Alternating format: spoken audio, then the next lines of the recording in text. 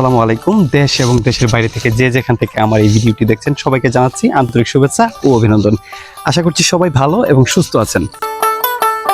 আজকের ভিডিওতে আমি আপনাদেরকে দেখাবো চোরের বন নামে একটি জায়গা, যেটা অবস্থিত হরসপুরের পূর্ব পাশে, শিবরামপুরের পূর্ব উত্তর দিকে। আমি যেখানে দাঁড়িয়ে আছি এই জায়গাটাকে চোরের বন হিসাবে চিনি। এই জায়গাটার মূল নাম শিবরামপুর। কোনো এক সময় এখানে বপন করত ধান, কিন্তু আজ এখানে বপন করছে টমেটো। এখনো কিছু কিছু জমিতে এখানে করা হয় ধান।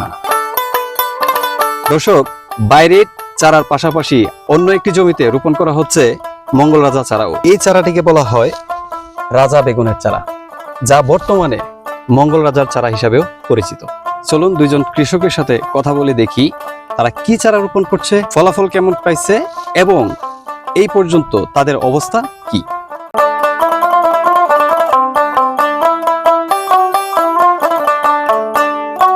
চলুন কৃষক থেকে জেনে নেই তার বিস্তারিত। আসসালামু আলাইকুম। ওয়ালাইকুম আসসালাম।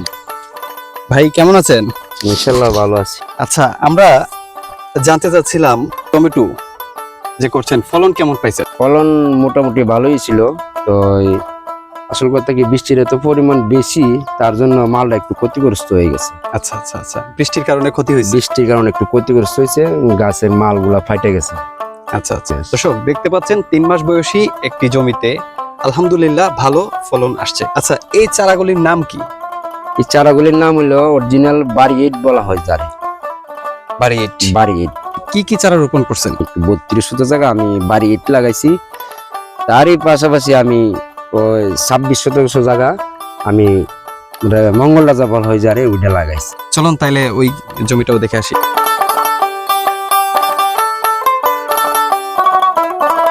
এই জমিটাও কি আপনি করেছেন? জি, এটা আমিও করেছি। এটাতে কি চারা রোপণ করেছেন? এটাতে মঙ্গল রাজা বলা হয়, ওটা আমি রোপণ করেছি। আচ্ছা, এই জায়গার পরিমাণ কতটুকু? এই জায়গার পরিমাণ 26 শতাংশ হবে।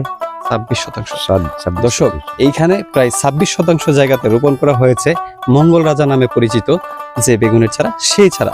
26 শতাংশ জায়গা এখানে, যেখানে আপনি মঙ্গল রাজা চারা রোপণ করেছেন, এইটুক জায়গা করতে আপনার কত টাকা খরচ হয়েছে? একটু জায়গা বর্তমান আমার খরচ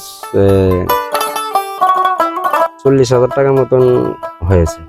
40,000 টাকা খরচ হয়েছে এই জায়গাটি এই পর্যন্ত।